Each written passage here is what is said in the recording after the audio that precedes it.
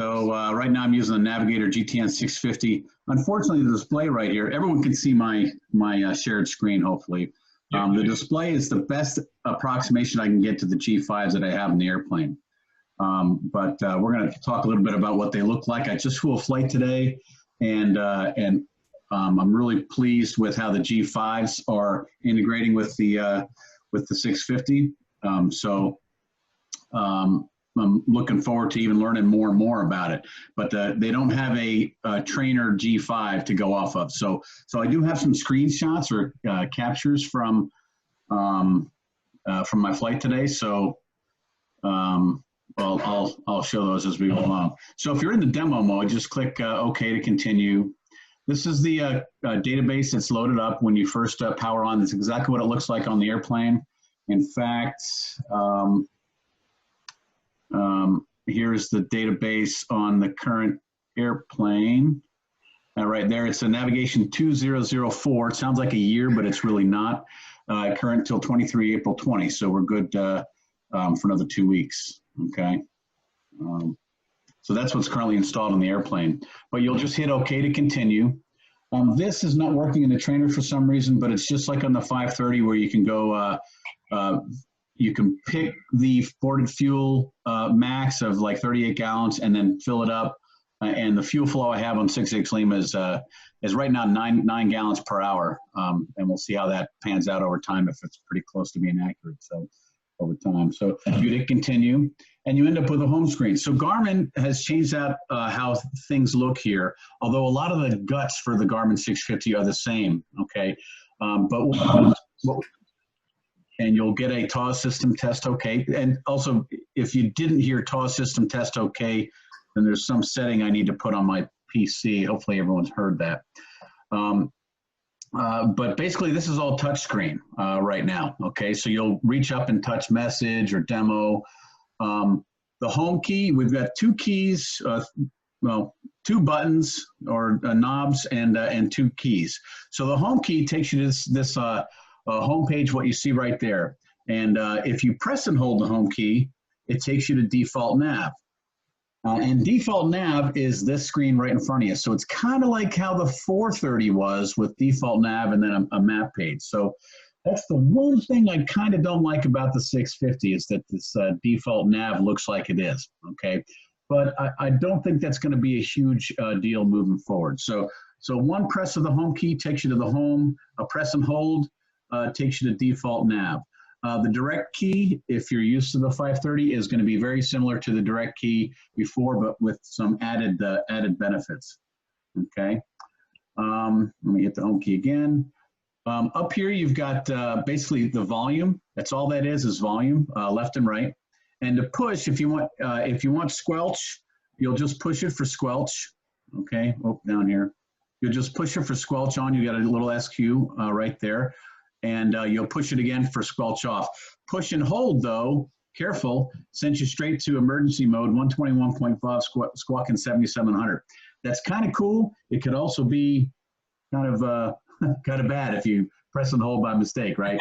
So 121.5 for press and hold and 7700, but we don't want to do that. So, all right, so that's this key. Those are all the stuff with that. On the right-hand side is your standard frequency knobs. So you've got the kilohertz and the megahertz for the big and the small. And if you press it, it takes you to the nav selection, and press it again takes you back to comm. So it's really easy in the airplane. And now we're not dealing with typing through these knobs. You're going to scroll left and right to get the right frequency, and the flip-flop as you press on top. It's a real piece of cake there, okay? The transponder is tied in. There's a Garmin GTX 345 on the airplane, and that's tied into here. You can program the transponder here or through the GTX 345, and both will work. Okay, so we're now we started up the airplane, and we want to set our initial. Well, actually, if you're in the demo mode, I don't know who has a Garmin 650 demo. But if you have the demo set up, you can set up the initial airport to start at and a coordinates if you want, okay, and a track. We could change that to, no, we can't. Okay, so that's the demo setup, but that's not available on the airplane, this little hexagonal D. So we're gonna go to flight plan right off the bat. And it starts off with Charlotte Monroe Executive because that's the default location. And today we're gonna go to Houston. So H-U-S-T, and if you're smart, you'll realize that usually it's pretty good at guessing. And the first couple letters, it'll guess properly, okay? So we all know that Houston is a common fix on a Victor 259. But here's one of the cool things about the Garmin 650. So today we're going to go down to Cheraw, KCQW. I forget what county that is, but it's Cheraw Municipal. And so we're going to head down there, but we're going to take Victor 259 to Chesterfield, and then shoot the approach, the VOR runway 8 into I said Chesterfield. Victor 259 to Chesterfield, and then do the runway 08 to Cheraw. So here's the cool thing about the 650. If you had a Victor route that you were going to fly, and let's say there were 10 waypoints between where you entered the Victor route and where you left, you would have to load them all up, okay? But not so in the Garmin 650. So we could say Victor 259, and then here it is listed all of the Victor 259 entry points. So let's say we wanted to take it all the way down to Florence, okay? We can even preview that. Well, sure enough, here's Houston, Victor 259, Chesterfield, Warner, Florence. Excellent. But we're not going to load that right now. All we're going to do is take the exit waypoint of Chesterfield, which is kind of silly because all it is Houston, direct Chesterfield, but it is on Victor 259. So we're going to go ahead and load that.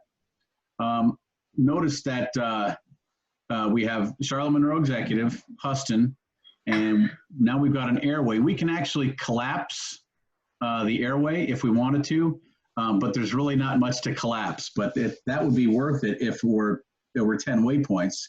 You could collapse the every point that's in between your entry and exit on that Victor airway by collapsing, okay? So we'll uncollapse, which really doesn't do anything in this case.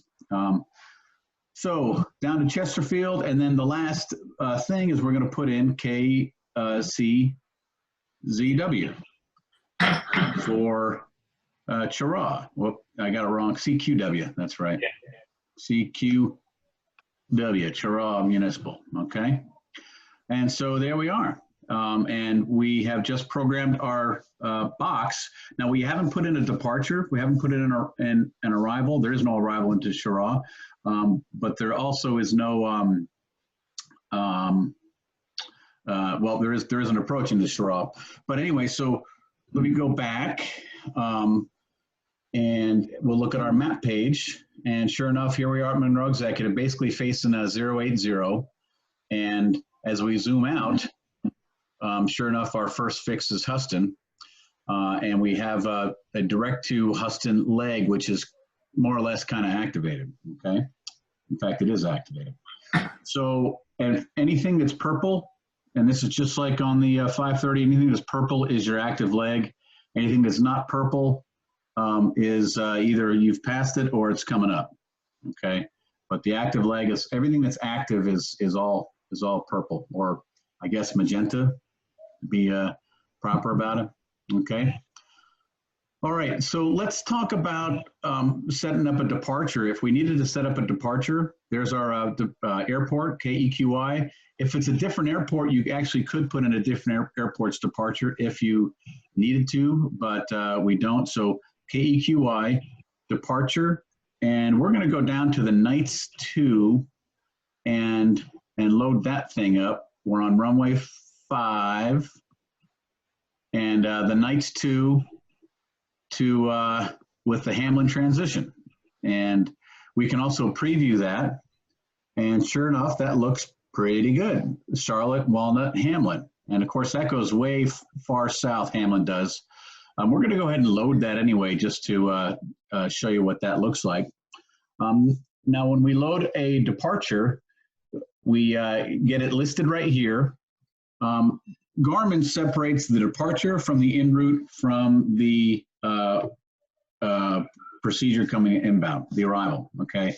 as well as the ILS or your approach procedure. So those are all separated from the en route. No, let me go close the door.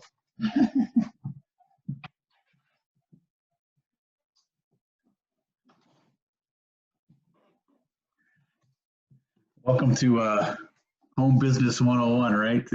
I forgot to close the door. The dishes clanging in the background, which you probably couldn't hear. So anyway, the GPS here is pretty smart.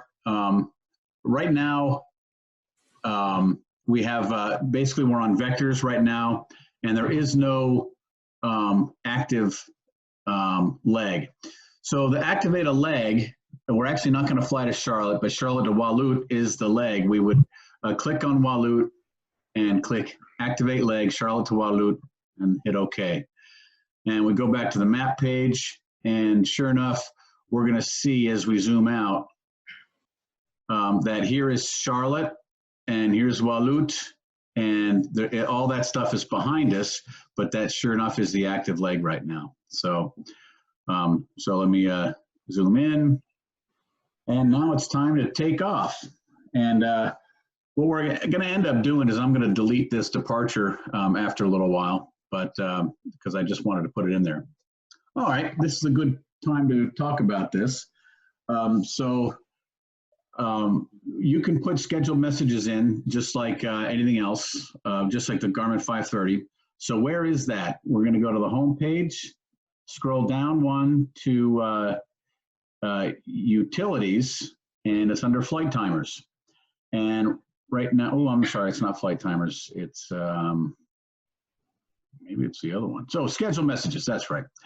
So schedule messages. So right now, the tank message just came up, and it's already counting down to the next time you want to switch tanks. To create a scheduled message, it's just like the 530. You would hit your what's the name of the message?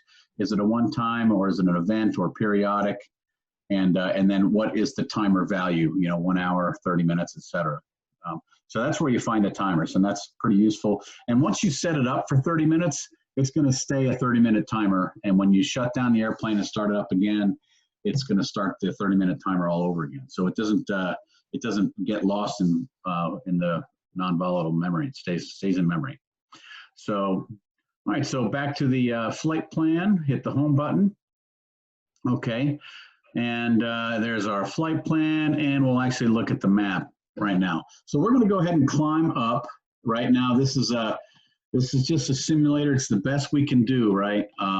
As far as simulators. So we're going to climb up to 2,000 feet and then start some speed going. And we're going to turn right. And to like a 220 heading. And back. Why didn't that work? There we go. I'm using the keys now. So we're going to turn right as we're climbed up to 2,000 feet.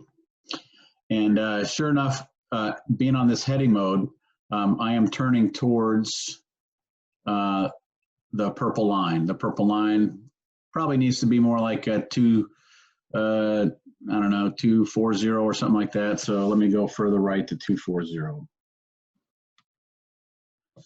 All right, and good. All right, so this would end up capturing this the purple line, and at some point with the autopilot on, I would go out of the heading mode and then arm the navigation, okay? And the navigator, the autopilot would follow the navigation. In this instance, and I just wanted to show you the departure, we're actually going to go to Houston because Houston's right there, I can see it. So how would we do that for the direct key? Well, sure enough, if you hit the direct key, what comes up is Waloot because that's our departure stuff, right? But it doesn't have to be Waloot. We can actually select it, okay, if we wanted to. But it's on our flight plan, right?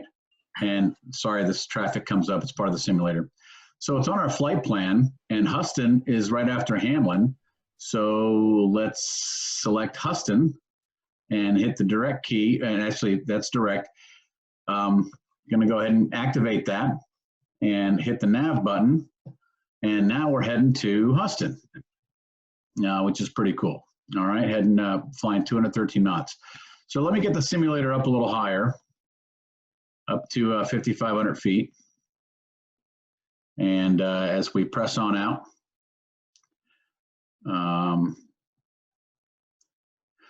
so what do we have? Yeah, I hate this part of the simulator. It does these stupid traffic pop-ups to I guess Garmin wants to impress you, but there ain't this much traffic in the world that has been a factor that many times. So, so if you use the Garmin 530, these fields all up here are programmable. Okay,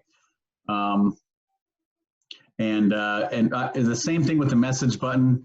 If you get a message flashing, you press it to find out what the message is. But all these fields are customizable, so you can hit map setup and change user fields, and each one of these fields is changeable. Okay, so you can change those as you see fit.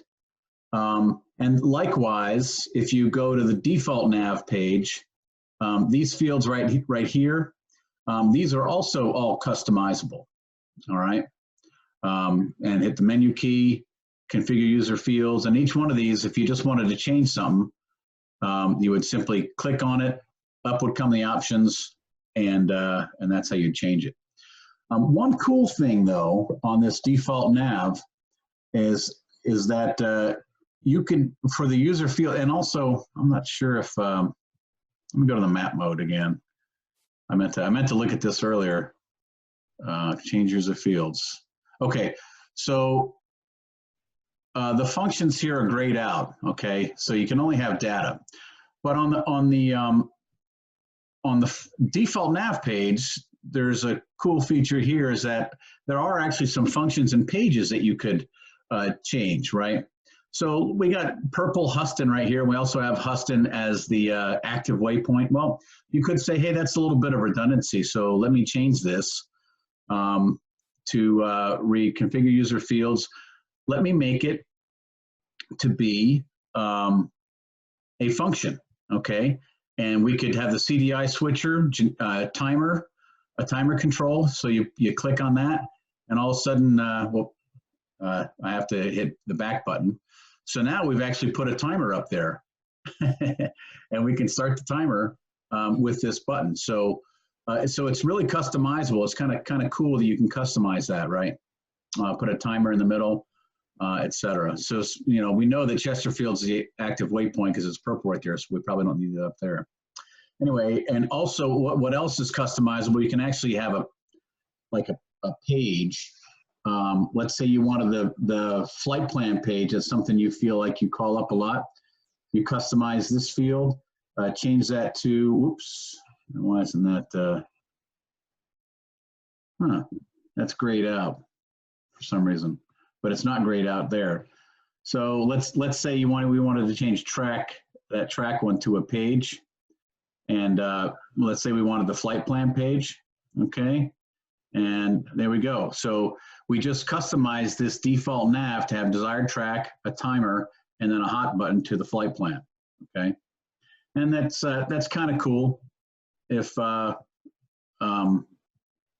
you find out, and I'm getting used to how I want to see stuff anyway. Also, so but at least it's flexible enough to do all this cool stuff. So let me go back to configure user fields and put cross-track error in there. Data. Cross-track error.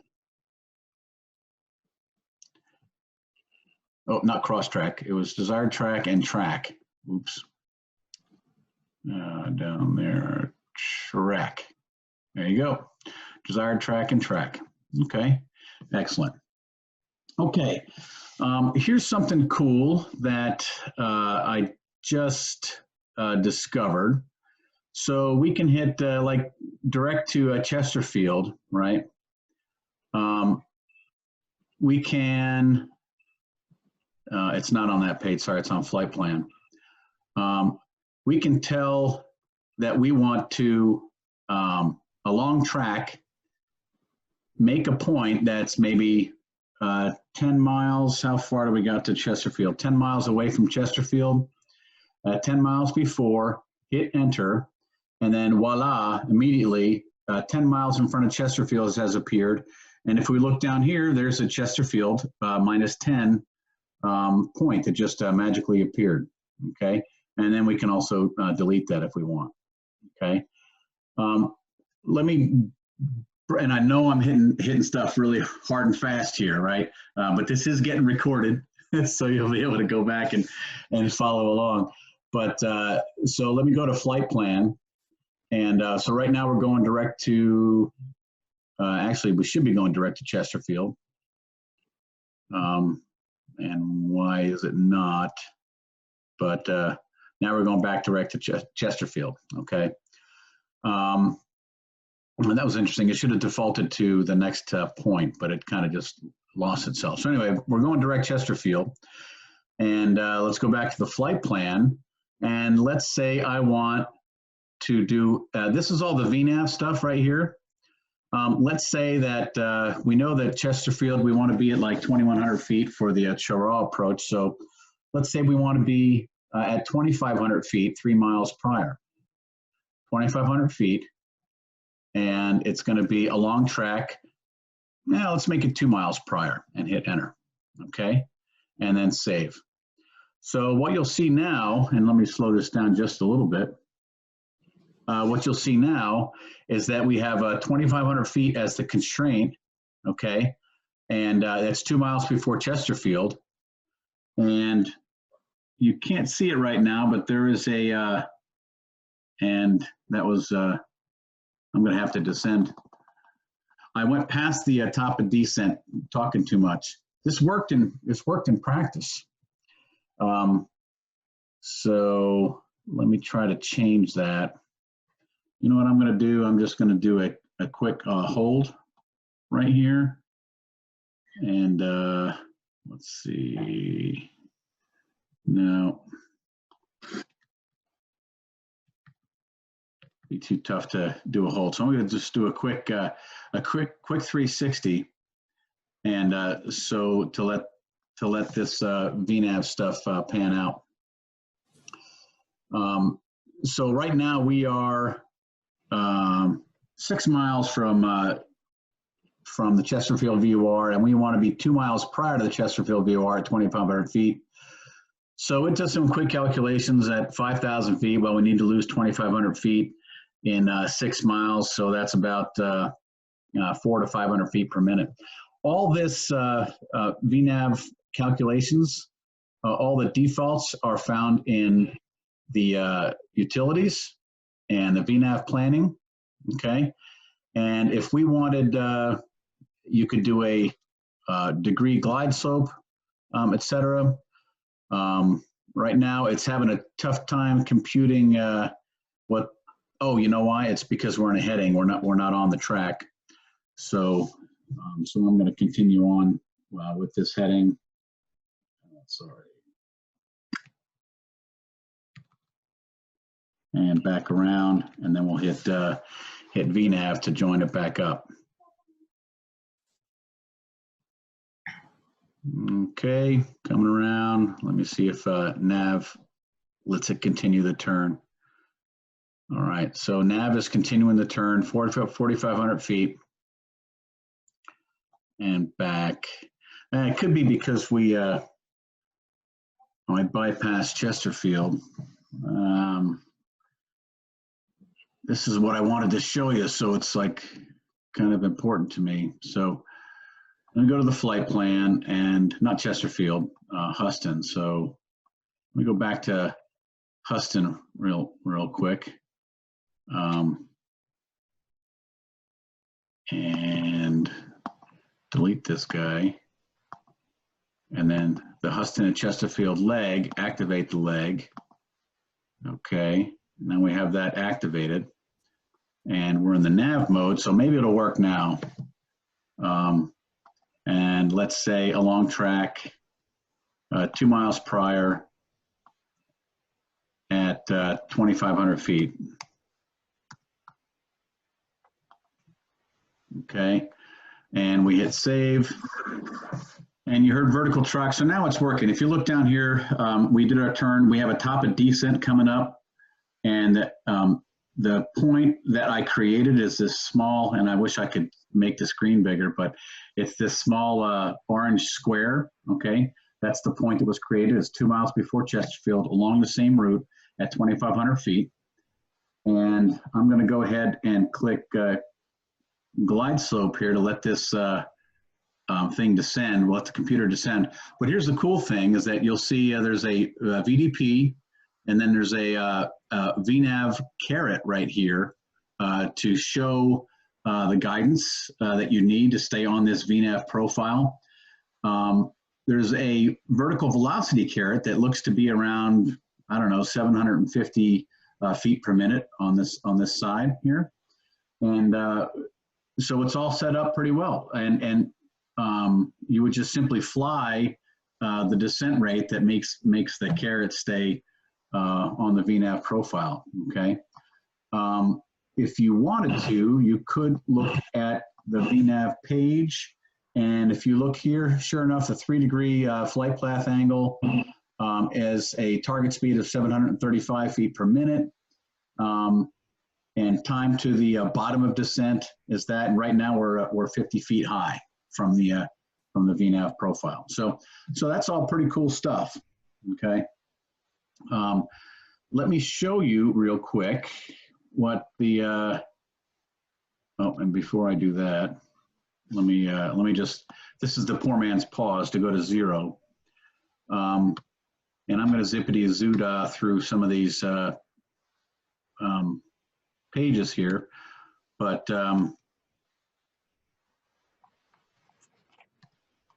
I did one turn and holding today at Huston. That's what I ended up talking too much and couldn't do the turn and holding, but we can do one at some other point. It really doesn't matter because it's so easy now. All it is in the direct to page, and I'll show you that in just a second. But what I wanted to show you here was that here's the GTN 650 on the airplane today. We just passed Huston, and then I gave it to Chesterfield -3.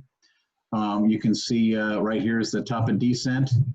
This little magenta cyan caret is the track vector. That's where you're going to be 30 seconds from now if you don't change anything. Like I said, the orange box is the Chesterfield -3, the along track pseudo point that was created. Covered up by the 15 nautical mile range scale is the fact that we're descending to 2,500 feet, okay? And if we look at the, this is what it showed today in the airplane, 3-degree descent angle. There's the target, et cetera, and time to descent at 2 minutes and 8 seconds.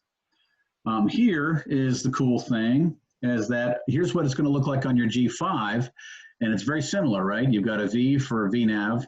There's your caret for the profile, vertical profile caret. And then over here is the vertical descent rate caret. So sure enough, there's a 9, 8, 6, and that's 5 and change, okay, as we press on down. Other things, if you're curious, up here, these are standard rate turns in the green triangles. So half standard rate would just be cutting that in half, and usually it's around 5 degrees. If you look closer, let's see if I can zoom in on this bad boy here. If you look closer, 142 is our current track, and this is the desired track, okay? I think I got that right. Let me see here. Oh, I don't want to go to that one. Go back out. And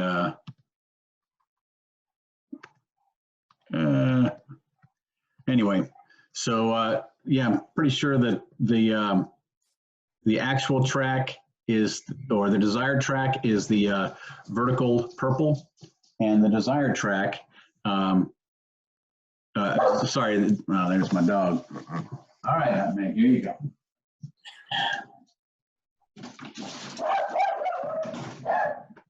All right, there she goes, attacking the other dog on the street. So, so yeah, you've got desired track is the rectangle, and actual track is the little purple triangle. Now these are kind of tough to see, though, to be honest with you. Yeah, I definitely need my cheater glasses to see these, but you know, all the information is still there, so that's pretty cool. Let's see. All right. Back to the trainer. So let me speed back up. So any questions so far on any of that stuff? That's kind of cool, right? All right. I don't know what happened here. Oh, there we go. Now we're getting back on track. So someone's joining us, or someone's chatting. Let's see here. I wonder if I have anybody on in the waiting room. Hey Tim, can you hear me? This is Peggy. Yeah, go ahead, Peggy. Yeah, I just typed a message to you that I was following you. Oh, okay. Yeah. Oh, excellent. That's what that was. Okay. I'm wondering if there's anyone else in the waiting room though. I wonder how to find that. I don't know exactly. I don't want to leave anyone behind, so. But all right, well, I think I would get a notification if someone's in the waiting room here, but and I don't see any. So, all right. And let's continue on. Let me get out of this and go to the next. Okay, good. All right, so on we go with our VOR to runway 8. So we're heading on into Chesterfield. We're still on the VNAV profile, passing 3,200 feet to meet 2 miles in front of Chesterfield at 25. Let me go to the actual VOR runway 8 approach, okay? And sure enough, we got to be at least 2,100 feet, but then you got 10 miles to stay at 2,100 feet before France, and then you've got a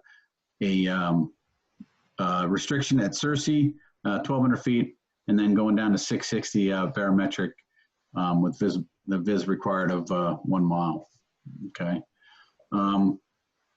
As we look back here, one thing that is not programmed properly, and we actually don't even have the approach in, right? So I guess I probably should do that. So let's load approach. And all I did there was click on Chorral Municipal, the airport, okay? You can also hit the procedure button, which takes you to the approach button, okay? And Chorral is the current airport in question. You could change that if it was Anston County or something like that, but we're not. And so we hit the approach button, VOR DME runway 8. The transition is Chesterfield, and fly the course reversal at Chesterfield. No, I don't want to, okay? And when I hit load and activate, what that does essentially is send us direct to the load simply loads a procedure, okay, as you had told it to. But if you hit load and activate, it not only loads it, but it also additionally gives you a direct to the first fix in that approach, okay? So right now we're going direct to Chesterfield, and if you had any questions about that, hit the map button, direct to Chesterfield. Let me zoom in a little bit, and there we are. So there's Chesterfield. There is the procedure turn, but we told it not to do that. So that's kind of grayed out right now. And right now we saw the purple line change from there to the next leg, which is direct to Francis. So hit the home button, go back to default nav, or Franz, sorry. Reset timer. And stop timer, reset timer, okay. So we're heading into France. Let's go down to 2,100 feet. And it looks like this is already doing it. Actually, it's climbing. And this happened to me before, and I don't know exactly why, to be perfectly honest. It's a simism, obviously. Why it's climbing, I'm not exactly sure. So I'm going to send it. I'm going to turn off the glide slope and descend on down to 2,100 feet. Okay, because that's where I want to be. I don't know about you guys. Okay. Well, let's say that over the fix of Franz, that we wanted to hold. Now, that doesn't sound like it'd be something you'd want to do, but who knows? You know, you could be just prior to Franz, and Tower says, "Hey, give me a 360 at the final approach fix because someone just crashed a fire truck or something."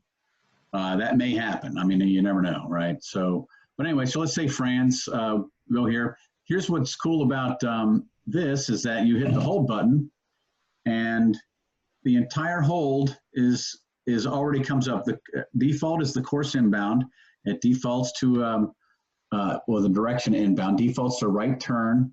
1 minute legs, but we can go with a distance 4 miles. And this also gives you an expect further clearance time. So that's pretty cool. You put in the expect further clearance, and you know that you're going to get, if you get an EFC time, 5 minutes from now, it's gonna give you a flashing thing, EFC clearance limit met. Okay.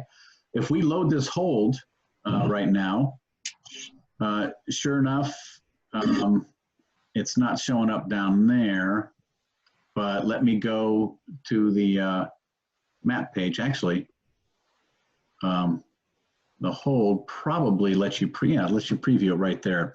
So there's the hold previewed, and that's pretty cool. If I go to the map mode, it's going to show up there also. Let me go out a little bit. And did I actually load it? Maybe I didn't load it. Okay. Back, direct, hold, Franz, right turn, hold west of Franz. You know what? It may be because that's the final approach fix and it's having trouble with that because it was just using an example. So that could be that it's just having trouble with that Franz final approach fix. So, oh, I'm sorry. Activate the hold? Maybe I had to do that. Okay, duh. It was staring right in front of me. Three of you guys were probably going, oh, it's right there, it's right there. Raise your hand. Where's that raise the hand button? So anyway, now we have it activated and hold. And there's Franz, the right turn and holding. Okay, great. That all looks great. You can actually scroll. Let's say you wanted to scroll. You can, and I'm using my fingers right now, but you can pinch and increase the scope that way. Okay. I actually like the in and out buttons there. But if you take one finger and move it, you can actually pan. But it starts doing weird stuff. It comes up with this pan mode on the left-hand side. Okay. And what we don't want to hold. So let me make sure I get out of the hold first. Hold it, Franz, remove. Okay, so we just removed the hold, just in the nick of time. Okay, hope you're having as much fun as I am. All right, so here we are inbound to Franz. Now, what's one thing we have to do is change to our CDI to VLOC, right? As well as put 108.2 in the frequency. So CTF is already in the frequency window. So we're tuning there, and we just passed France. So now we're inbound to Cersei, and I need to go to VLOC. Okay, and here's where it gets a little bit goofy because I don't have the right stuff here, but VLOC, it works great on the G5s. It works just like you would expect. But on this crazy screen right here, I've got to hit the CDI button also over here. And here's another simism. Right now it's showing the Chesterfield VOR as being off the left wing. So that is not true, right? So we're inbound to Cersei. And let's see, we're cleared down to 1,200 feet at Cersei. So we'll start our descent. And I know it's late, but we'll make it, I swear. So there's 1,200 feet. We'll slow it down a little bit as we press on into Cersei.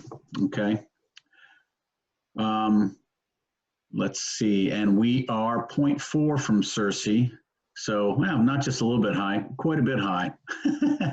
That's okay. We're fast. So right now you really would be in VLOC. Right, but for some reason, like this is not showing up. The green should be right in the center. Chesterfield's identified, and we have 080 as the course. Maybe that's the problem. View our course 080. Maybe that's probably it. Now, part of this is, oh, there we go. Look at that. So actually, I could do that. So let's go to heading, and we will come left a little bit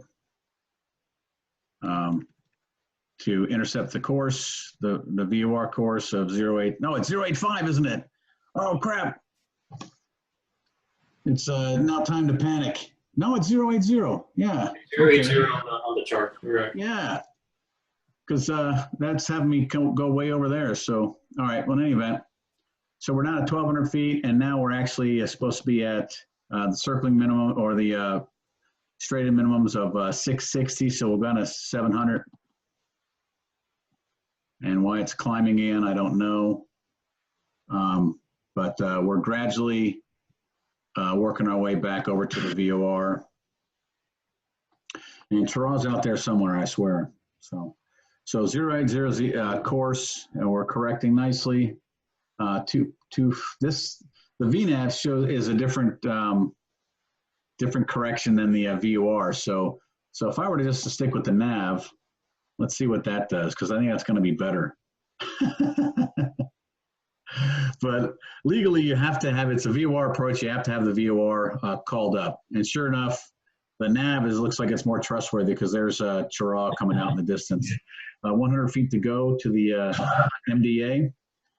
About to level off, and off we go. Okay. The missed approach, we'll let this sequence through right here. So we're at 700 feet, and it's going to come back left to rejoin the, it should, a little bit left, maybe a little more. I'm in the autopilot mode, so there it comes, just slightly left. It's rejoining, and so here comes the runway. It's off to our left. We can't. Oh, it's under the screen. There it is, right there. You can barely see it under the airspeed tape. Okay, so we're 0.4 from the missed approach point, the front end of the runway, and what we're going to show you here is a missed approach. Okay, so we're going to hit the missed approach, and what happens on the missed approach. Okay.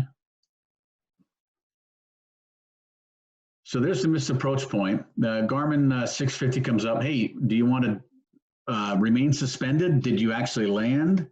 But it did go into suspend mode with the purple SUSP at the bottom of the 650 there. What you can do is go ahead and activate a GPS missed approach. And if you do that, it automatically comes back to GPS and automatically sequences you to the correct missed approach procedure. Let's climb on up, whatever the missed approach actually was at Chirac. I think it's 2,100 feet direct to Chesterfield and hold. We'll just get that going initially and end it shortly thereafter. So we'll go back to the map mode.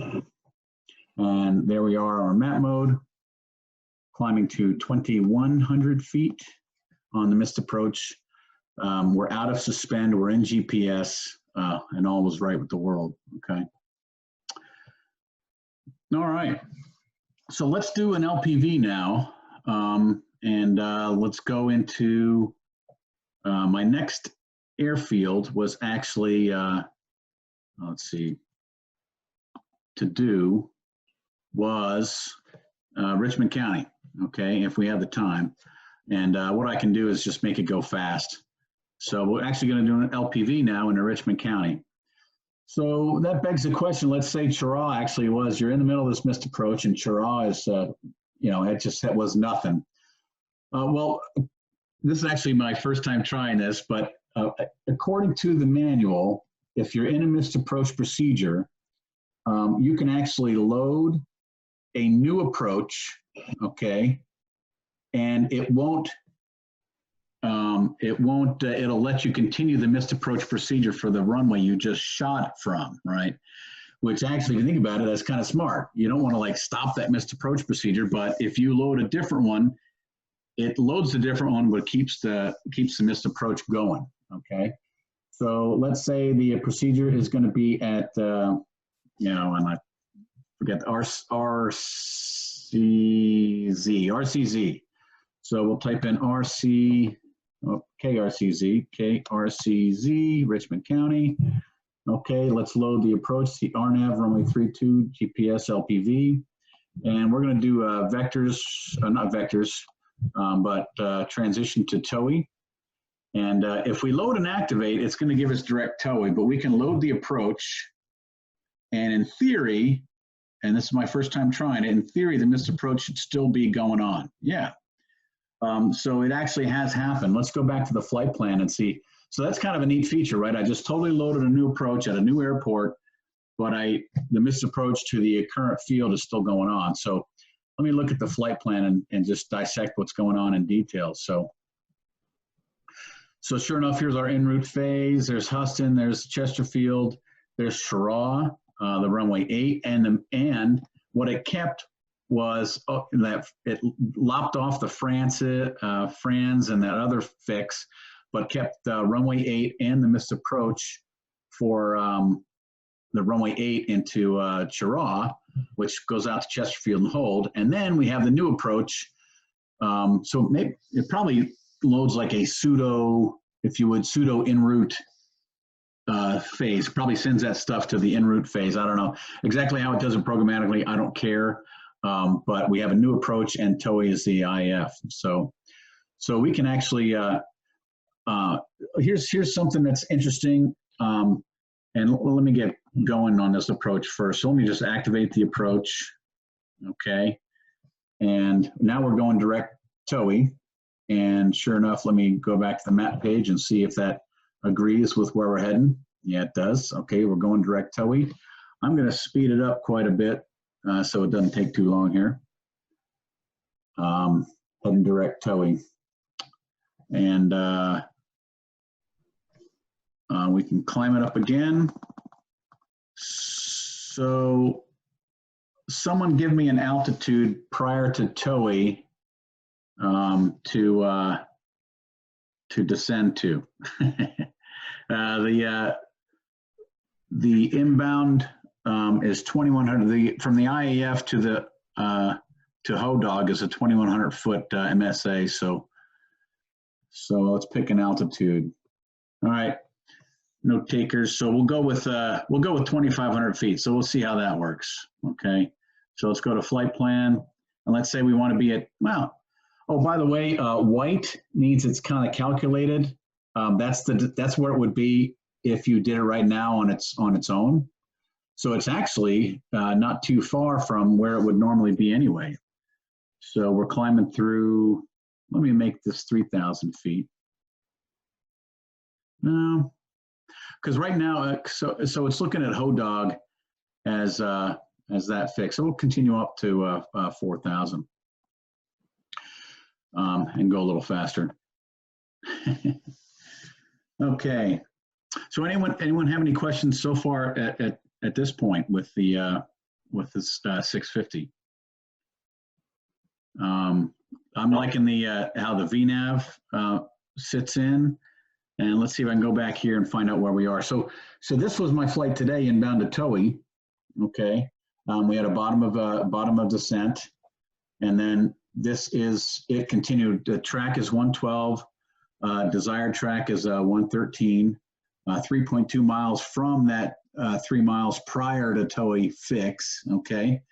And this is what it looked like on the Garmin G5s. We had the vertical profile, the vertical on profile caret, the expected VVI when you're on profile, etc. And then off to the right, desired track. Right now, the desired track is the small rectangle, and then the actual track is the small triangle. Okay. We've got also that. Oh,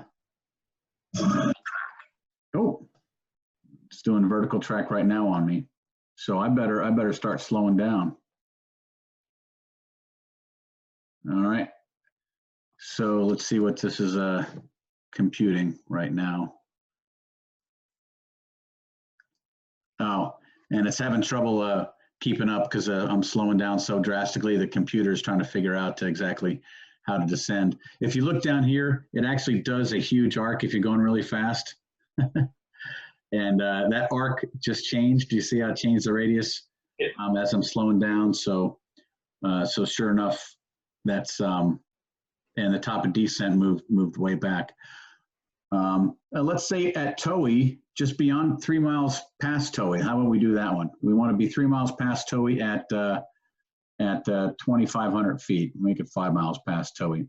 So along track, 5 miles after, sorry, Towie at 2,500 feet. Okay, and enter. And save. And there we go. 5 miles, Towie plus 5 miles after Towie, 2,500 feet. And it's computing the descents right now. And sure enough, the top of descent is 5 miles away. Okay. So ATC just says all of a sudden, hey, we can get you in earlier if you want to proceed direct to the approach.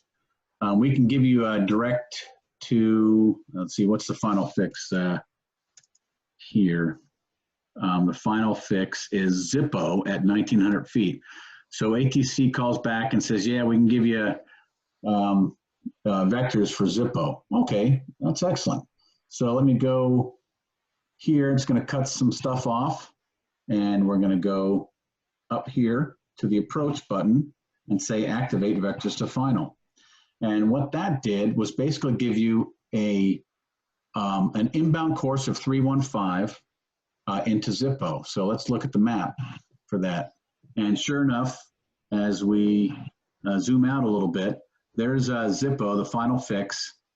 And Hodog is still labeled, but it's not part of what we're doing right now. Zippo, the inbound course 315 straight into Zippo. And it's 8 miles away right now. All right. As we're heading in there, let me talk about some other neat features. Okay, so and I totally agree. If you don't have one of these Garmin trainers, this is on a PC right now. I totally advise that you get it and play around with the 650 before you actually get an airplane. So, but one thing is the nearest button, and so we have all the same nearest fields as before. Okay, and any one of these fields would come up with the standard airfield page. And on the standard airfield page gives you info, the procedures that you can load there, the runways that are available, okay, the frequencies that are available. And if you take the frequency, by the way, if you click on it, it puts it in the standby window. So we'll put that in the Unicom and the ASUS in the standby, and now we got AWOS, and now we got the Unicom and the AWOS. Obviously, you're going to use COM2 for that, but that's just an example, okay? What else? You can preview the field. I don't know, there's more to it if you have one of the runway things. And then weather data and NOTAMs, I believe those will come in through FISB through the new FAA flight service thing. So, so that's something cool with the runways. If you go straight to the flight plan, the stuff that an airport that has a departure or the current airport that has got an arrival at it, there's quick links to the departure airport and the arrival airport, okay? So if we go to, oh, there's the tank schedule message. Thank you very much. So if we go to the flight plan, you'll notice that as we go up to where the approach said, there's the approach to Richmond County. And then the airport info will take you straight to that Richmond County airport. And the same thing right now, EQI, we had a departure there. To the right of that departure is the airport info, okay? If you don't have one of these loaded, you don't actually have that little thing. Because if you clicked on Charlotte Monroe Executive right here, there is no way to go straight to the airport info there. It's only if you have a departure or an arrival. Or procedure going in there, okay? What else?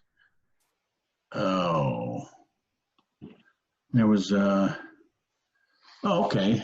Yeah, there's something cool on the map menu that I think, and I'm going to test this next time on 66 Lima. But so let me go back to the map menu, or the map, and then the menu, and go to map setup. And right here, there's a whole bunch of selections. Okay. The selected altitude range arc is pretty cool. Right now that's selected on, okay? And what that'll do, for instance, it's pretty cool if, and we're going in nav, let's see, Zippo is right there. I think we need to go direct to Zippo and activate that. All right, so we're going direct to Zippo.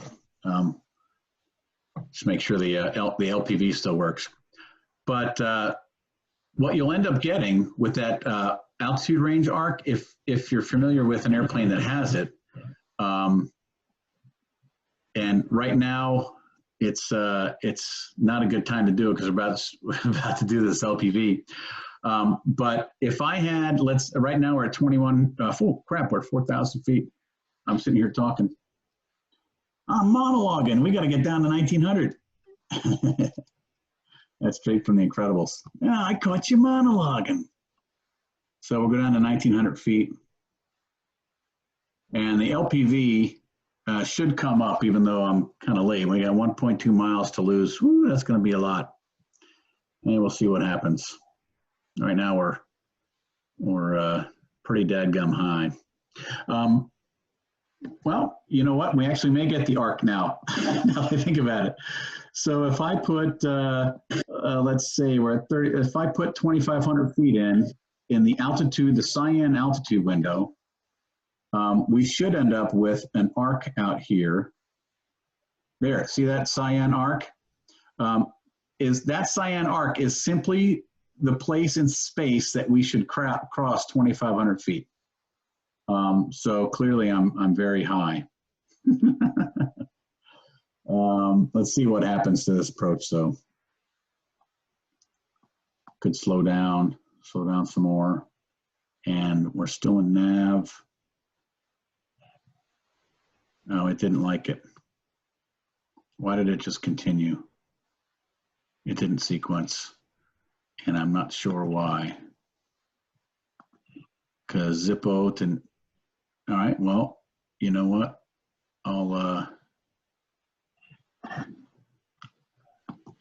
That's odd. We're in nav. It should have at least turned left and tried to make it, right?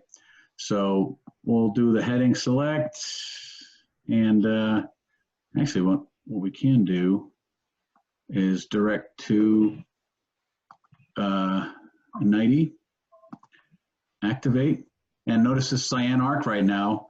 That's where we would pass 2,500 feet. And we also got an oral alert that we were 200 feet within 2,500 feet. So, oh, okay, I see what it did. It assumed we were going to go to, yeah, straight to the runway. So we're not going to do that. So we're going to continue with our right-hand turn.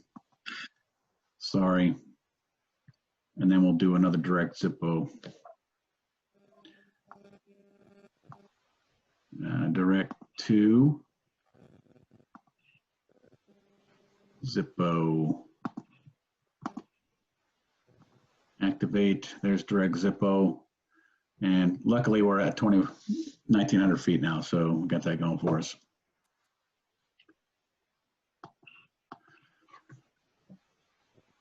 All right, and we don't need to be doing 98 knots. We'll zip it up a little bit. So, well, sorry for that great example. I could activate vectors to final again. That's always a possibility. Procedure, activate vectors to final, and see what really happened there. So the vectors to final there ended up going straight out of Zippo. And let's continue with our left-hand turn. And then I will go to nav on the autopilot. And that should end up going right back around to Zippo. All right. And so we're still looking to get an LPV out of this, right? Log of precision. By the way, if anyone has to go, we're at the 1 hour point. You're welcome to stay. I'm going to continue to talk and finish up this LPV, and then I'm going to talk a little bit about the audio panel, and then how to connect your connects to the 650. You're actually connecting it to the GTX 345, the transponder, but you do that through the 650. So stick around. I'm not going anywhere. There's a beer with my name on in the fridge, which so. I heard something real funny. It was I saw a T-shirt. It was a martini, right? But it said quarantini. So that's about all you can do on these things is pop a frosty cold one now and then. So I'll stay with you. yeah, there you go. What do you do, Peggy? Are you doing instruments? Or are you passing instruments or what? So I've had my instrument for 6 or 7 years. Oh, excellent. Yeah. Have you flown the 650 or anything like that before? No. The 530 is the most advanced one I've flown. Okay. Eventually, I'm going to get an autopilot in this bad boy, because it's actually all set up to be a beautiful autopilot trainer too. Because the autopilot, we all talk about how the skills of hand flying and how important that is, but autopilot can save your butt, especially if you got the leans or you're a single pilot trying to write stuff down, and you're in the weather, it's bouncing around, you drop your pencil, and like, oh my God. So an autopilot is extremely useful, okay? But it also requires some comfort and training, right? You need to get used, just like you got used to instruments, you got to get used to and trust the autopilot that it's going to do what it wants you to. And you also need to know how to program it properly, right? All right, so here we are at 1,900 feet. Here's our glide slope coming down. We should see LPV is down here on the lower left. We're in GPS, cross track 0, desired track and the track are pretty close to the same. We're at 1,900 feet. I'm going to hit the glide slope button for the autopilot, and down we come, okay? Before we do that, I'm going to do a quick, by the way, that's Richmond County, and that's the down here is that grass strip, great grass strip. I went ahead and did this. Now I'm on downwind. I did the low approach, and then went ahead and went on downwind for a grass strip landing. Quick in and out, and off we went. So it actually worked out pretty good. So, but when I wanted to show you is here we are inbound to Jopku. We're on this LPV into Monroe, and I had one picture here at the very end. Yeah, this is the LPV before I actually got on the glide slope. So we're at 2,300 feet. There's the LPV glide slope. It does not. So there's where the annunciator says LPV, GPS LPV. There is a message flashing, and I'm 2 dots, more than 2 dots below, about to intersect. No, actually, I'm basically 5 miles from the next fix, right? So that's what it looks like on the G5s. Really good presentation. It's a little bit small, but it is what it is. So, any questions on this? And by the way, I switched. I switched this just today to knots. I'm done with miles an hour. And it's cool that I can do it now. The airspeed indicator off to the left is still, is still the standard, right? But this, the way I look at it is like my ground speed is in knots. I'm going to get a wind as soon as I get the OAT probe installed by Tom. There's going to be a wind readout down here on the HSI, or like on this upper left corner. It's going to show where the wind's coming from. How cool is that? I mean, everyone has that these days. All the airplanes, the big ones. So we're going to have a wind readout up there, so you can make informed decisions. Cool. Yeah, and so with that OAT probe, anyway, so the wind readout is going to be in knots. Right? I'm pretty sure it's going to be in knots. So why would you like everything is, I'll be damned if I'm going to add 1.14, take just divide by 1.15 to get my, and figure out. That's right. No. Yeah, stick with 1 unit. That's what made that Mars lander crash, right? So, so off we go. Let's see. I kind of put it on pause in the Zippo. I just wanted to show you that's what it looks like on the G5s. I did play around with the VNAV descent going into the RNAV 2.3 into Monroe, but so let me go ahead and unpause it essentially with some airspeed. And inbound to Zippo, still LPV. When it goes to 0 knots, it has trouble doing stuff. Oh yeah, LPV. Let's go back down. Yeah, it's not liking it. I just screwed up the approach by going to 0 knots. All right. Yeah. I mean, you saw it was doing fine, right? Crap. I don't know what it's trying to do, but yeah, it has a tough time. You go to 0 knots, it doesn't take it. So, well, let me look at the approach plate into Rockingham. So 1,900 feet of Zippo. If you're doing the LNAV VNAV, which we can do actually in this airplane because it has a barrel corrected altimeter in the screen, we can do LNAV VNAV, but we're going to go down to an LPV minimums of 633. And now it's not. Now I'm on heading select, and the approach just got. It still wants to turn right. I don't know why. Let's see if I can re-intercept this. Salvage it. This is like Harrison Ford or something, salvaging an approach into, well, yeah, so that's the last time I'll go to 0 knots. Maybe I'll do 50 knots from now on for demo purposes. So let's see, range arc. Oh, so what else can I talk about is that if you're going to do some training, you can actually deselect the WAS system, okay, by going to system and then GPS and the satellite-based augmentation system. This EGNOS, MSAS, and Gagan, that's Europe, Japan, and India. Okay, I don't know why they have them on here, but we want to deselect WAS. If we deselect WAS, then we are actually going to go down to non-WAS procedures, which is probably an LNAV, okay? So that's where you can find that in the system page, okay? Let me go back to map, and let's see if this is going to take now. Maybe get more of a correction, and maybe I have to activate the vector to 90, activate leg, zip put a 90, okay, and then nav. Oh, was I facing the wrong direction? Holy buckets. And no one said anything. I was totally turned around. Apparently, when I went to 0 knots, it did probably like a really small 180 and faced me in the wrong direction. And so when I came back from what I was talking about, I saw Zippo and the purple line. I'm like, oh no, we're going the wrong way. What's it doing?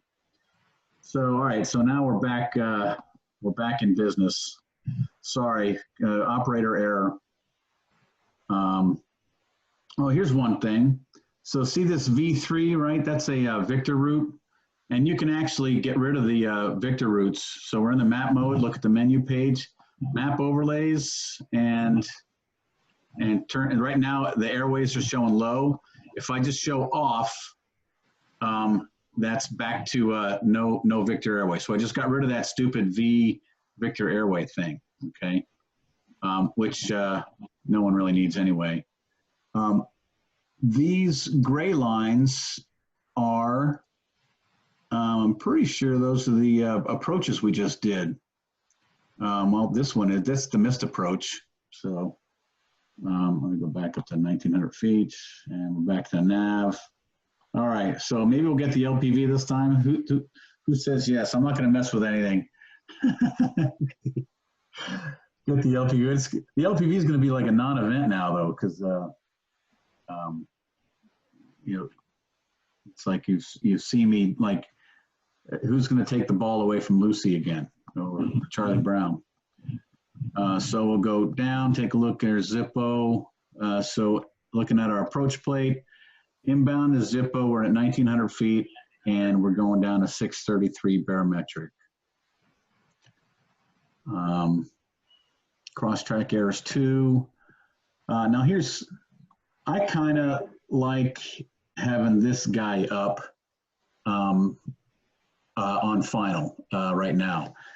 I may change my tune later, but if you think about it on final, you probably have a pretty good picture of what you need to do. You got Zippo and 90, and then runway 32, cross track, desired track. The fact that I don't have a map to look at, you know what, it's probably not a big deal. And if you need the map, it's one tap away. And in fact, if you realize that really we got map and we've got flight plan, not flight plan, map, default nav, okay? So they kind of designed it so you can actually go back and forth really easily. So if you really need that map for a warm fuzzy, or maybe someone called out traffic and you want to see the traffic on the scope there, then you can. There is actually oh crap. And I didn't, and you got me monologuing again. I can't believe it. So down we go. I just want to talk too much. Apparently, that's you just can't shut me up. So so we're going in tonight. We'll be able to recover out of this. So going down to 663 on the LPV. Yeah. 663. 90 is supposed to be at 900 feet. Yeah, and we'll see. There's actually a way to find out how high we are. I could also slow down a little bit. And I wouldn't do this in the airplane, but we would go down to, I think this is going to tell me how high I am. No, the vertical deviation, no, it's not. Okay, so disregard that. All right. So 90 is supposed to be at 900 feet. We're only 300 feet off, so so hopefully we'll get it to come back. And you're only 1.2 miles out, so you're good. Yeah. We'll see. I want that glide slope coming back, though. But the cool thing on the, yeah, it looks like we're probably not going to make it. Where is your glide slope indicator here? There's a G right here, and it's it's right down there. So we're simply not going to make it. But okay. And this is going to go into a missed approach mode here in a second. What was the missed approach altitude? 2,400 feet. Yeah. So there's decision altitude. Obviously, we don't like it. And activate missed approach. Stop going down. Okay. All right. So that was the LPV. And let me show you again. This is what it's going to look like on the 66 Lima. Same thing. You've got a glide slope here. And right now this is 2 dots, more than 2 dots above. Okay. So we haven't descended on down. LPV, GPS, on center line with this and that. So, all right, excellent.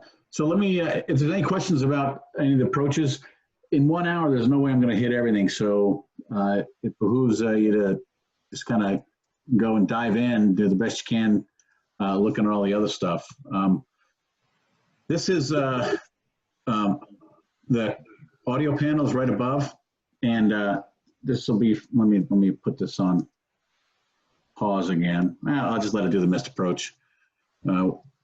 Let's see. Yeah, it's executing the missed, I think. Yeah, it goes out and then turns right. Yep, that'll work. And I need to move this up to 2,500 feet. Just let it fly away. Look at that nice cyan arc. And I'm pretty sure that's going to show up in the G5, although I have to test that, okay? All right, so back over here to this audio panel, and this picture is cut off a little bit of it, but it's not too bad. You can make up the rest. So this upper buttons is all listen, okay? So listen to COM1, listen to COM2, and the nav1 and nav2. Nav1 is in this box. There is a nav2 VOR that was salvageable that's still down there for a backup. Okay, the old narco VOR. It's not an ILS, just a plain old VOR. Okay. The two big buttons on either side. The outer button is music. They really put a lot of heart and soul, no pun intended, into the ability to listen to music in this thing. So, and you'll see. So the outer button is your music volume. Okay, and the inner small button is the intercom volume. All right. Your actual radio volumes are all done with their actual radio itself. So the volume over here on the 650 for the COM1, and then down below the Garmin 225 has a volume also down there. Here's something cool, but it turns out it's probably not going to be as cool unless everyone on board has a stereo headset. So when you're flying along, this audio panel, if you have a stereo headset, we'll put the COM1 at like the 11 o'clock position and the COM2 at the 1 o'clock position on your ears, right? So it actually sounds like COM1's coming from one side and COM2's coming from the other, right? That's wicked cool, and it actually works.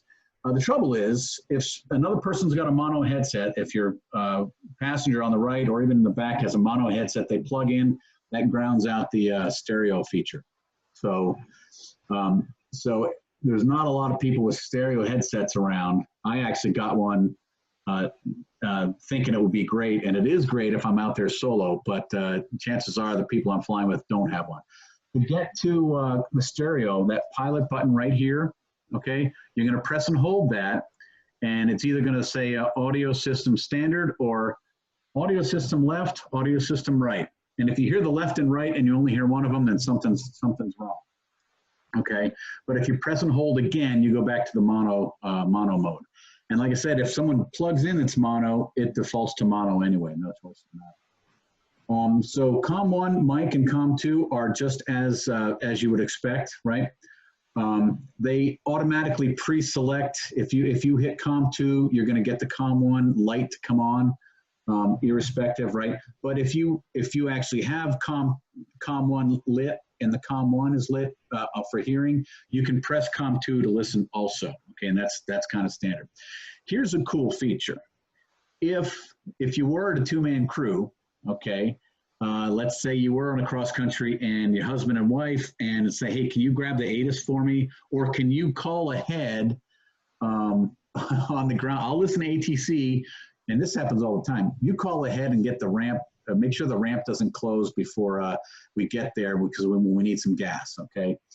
So you can do what's known as a split COM, and it's pretty cool. So what you're going to do is press these two COM buttons simultaneously, COM1 and COM2, and both are going to light up, and both COM listening lights are going to light up. So all four lights are going to light up. And the guy in the left seat handles the COM1 radio, can't hear anything in the COM2 radio. The guy in the right seat hears and transmits and receives COM2 and can't hear COM on the left side. So that's a pretty cool feature. I'm not sure how often it might get used here, but that kind of stuff happens all the time in the airline industry. Hey, call ahead and tell them we need 3 bags of ice and a couple of cans of Coke and some crew meals, and and keep them coming, And then the first officer will come back, okay, I'm back with you, boss, and you go back to regular talking. Okay. The speaker button works as advertised. It goes straight to the speaker. Here's the cool thing: you can actually pair your telephone up on this the GMA 225, no 345. So what you're going to do is press and hold the pair button, and the GPS Bluetooth or the Bluetooth light's going to start blinking. And you pair your phone to the GMA 345. So once your phone's paired, it's gonna stay flashing blue, and that's where it stays. So, but here's the cool thing: you can actually make and receive calls on this thing through your phone, and through your headset. You don't have to get a new headset or anything crazy like that. It could be an old mono headset plugged into your jacks. It doesn't matter. What's doing the magic is the GMA 345 talking to your phone with the Bluetooth. And so sure enough, I actually have used it twice. When I first fired up the airplane, I wanted to take it out for a spin. The RPM wasn't working. So boom, I hit the telephone button, dialed Ben on my phone. He picked up. I'm on with my big earmuffs and stuff. Hey, Ben, no RPM. I'm going to taxi down and you guys take a look at it. And so that was really cool. I didn't have to take one side of the ear thing off and put my phone up. It worked like a champ. It was super. And then later on that day, I was at Rock Hill, KUZA, and there was something that wasn't working that I wanted to get to work. So sure enough, I wanted to call Tom Jasper. He was also at Monroe during that time. I called him up as well. I left a message, and then funnily enough, at 2,000 feet departing out of Rock Hill, after I solved the problem, he called me. And there I am flying along, and he called me. So I answered, hey, coming to you cordless, Tom. Going to Lancaster. I got it figured out. So that's pretty cool. Now you can also listen to music with your same Bluetooth paired phone. You hit the music button. I'm pointing with my finger, but I got to use the mouse. Hit the music button up there and hit the input select down to the Bluetooth signal. Okay. aux 1 would be up there and aux 2 is up there, but I don't have any aux 1 or aux 2 inputs. So it's a Bluetooth or bust, right? So, but hit the select button down to Bluetooth, and then whenever you start playing something, you're going to hear the music, and sure enough, you're going to use your phone to advance and select and do some volume stuff there. But you also have volume knobs here on the unit. That's pretty cool, also. Okay. Lastly, let's say you do have 3 people in the airplane, and 2 people want to listen to the music. And the pilot says, I'm not going to listen to the music because I got to listen up to ATC. You hit this pilot isolation, right? And you isolate yourself from their intercom system and their music. It's pretty wild. So you hit pilot isolation. You don't hear the music's being Bluetoothed in, and you also don't hear their intercom. That's cool. And then if you hit crew, if you had like, I don't know, a 6-passenger airplane, obviously it's only a 4-pack, but if you hit crew, the 2 front seaters can talk to each other and the 2 back seaters can talk to each other. And the crew will be isolated from the back seaters conversation, and the back seaters get to hear the Bluetooth audio. So some pretty cool stuff they put into this thing, I'm telling you. And marker beacon, no one ever uses it anymore, but it does work and you can mute it. And the USB power is right there. So that's pretty much the audio panel. There's actually kind of a lot of features to talk about there. It's not just a plain old audio panel. You got some cool stuff there, especially with being able to make phone calls and like if you're calling clearance delivery or something.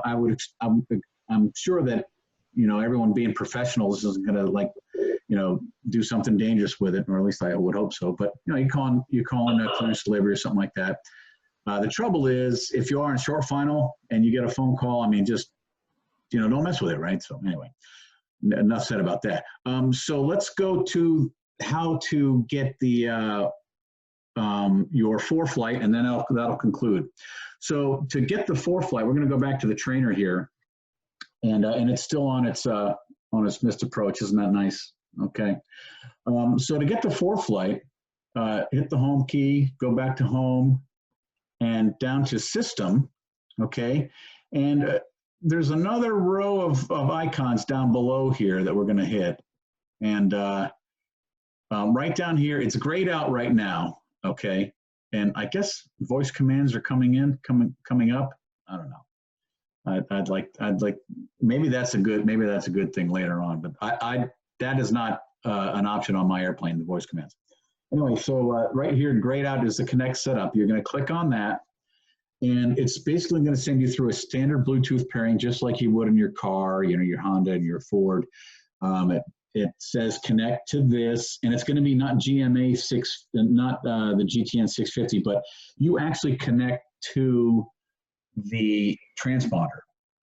The 650 gets all the ADS-B information, and then sends it to the transponder for Bluetoothing out or whatever. So so that's how that works. So you're going to hit this connect setup thing, and you're going to connect to GTX 345, the transponder. But you do it through here with a pairing number, and it says, hey, do you see this number on your screen? You click yes, blah, blah, blah. And all of a sudden, once you have that all paired up, then on your ForeFlight app right here, it comes up. And it works out like a champ, because my last, my flight today, I can show you, sure enough, I got to go to, where do I got to go? Tell me. No, more. Track logs, this. So this was my track log from today, zipping on around all over North Carolina. And that was all from the GTX 345 Bluetooth and in. And sure enough, your ForeFlight then also gets all the traffic data, et cetera. One thing that's a little confusing is all that traffic data and weather data, that's all coming in mass, and you use ForeFlight to filter it out to your desires, and you also use the GTN 650 to filter it out up here. So you filter it on the screen that you want the stuff displayed, right? Whether you want it on or off. I can turn off, by the way, we do have traffic, terrain, and weather, okay? And these are defaulted. If you just want to see traffic, like I only want to see traffic, hit the home button, hit traffic, and then there's all your traffic. You can actually click on something and you'll see the N number and what type of airplane it is, et cetera. Then that's pretty cool, okay? Terrain is another feature that, you know, if you're worried about it, you'll take a look at it. And the weather just lets you know which weather is going to come in, so. Let's see. Well, that doesn't look right. So out. Well, it's all. This is fake weather, but so, and it's a NextRad C and R, and I got to figure out what those stand for. Would either of you guys know? Any of y'all? No. C and R for the NextRad. So I don't know. So anyway, a lot of cool stuff here. It's got enough to get you to A and B. If you just want to go direct to Shara, you'd easily get there direct. You'd be able to do activate a visual approach, like at Shara. If you want to just do a visual approach, not up here. Hey, Tim, I got a question. Yeah. I fly with a Sentry on ForeFlight Pro, and I just wondered, the Sentry is not necessary here at all, is it? No, because it's doing the same thing. Yeah. So you can try one or the other. I would stick with the 345, because then you don't have to mess with the batteries and the cables and stuff like that, because it's already there. So essentially, this is your ADS-B source, ADS-B in source. Okay. And you won't need Sentry anymore. This does not have ADS-B out, right? Oh, it does. It does, yeah. Okay. Yeah. Okay. Yeah, it's ADS-B in and out. Okay. Yep. So you're legal to fly everywhere, except over the White House. Okay. And I actually asked Tom Jasper. I said, well, since we have a barrel-corrected VNAV in those G5s, you know, can we fly an LNAV/VNAV approach? And on the 530s, you can't. But on the 650, apparently you can fly an LNAV/VNAV. And what'll pop up on the screen is an L/VNAV approach. Instead of LPV in yellow, it'll say L/VNAV.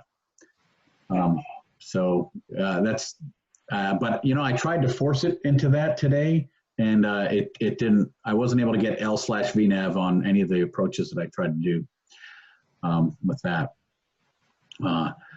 But it's wickedly capable. And then the last thing is, so I did a low approach into Monroe, right?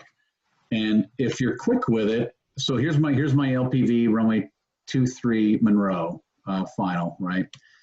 And then I did my go around, or actually did the touch and go, and I get back in the pattern, and you can quickly either select visual approach or whatever.